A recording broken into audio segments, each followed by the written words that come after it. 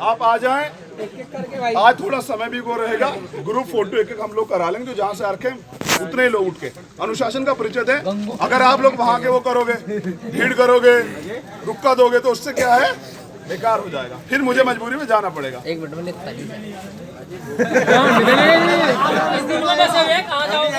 लो, आजाद जिया था, आजाद मरूंगा। वो जेल की दीवारें हमारा रास्ता नहीं रोक पाई, तू तो भाई है हमारा।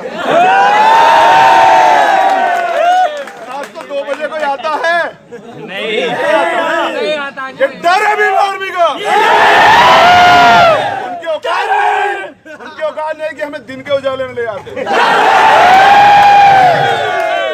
लोग कह रहे थे जेल में, मैं कहता हूँ शेर पिंजरे में ठीक लगता है। क्या कर रहा है?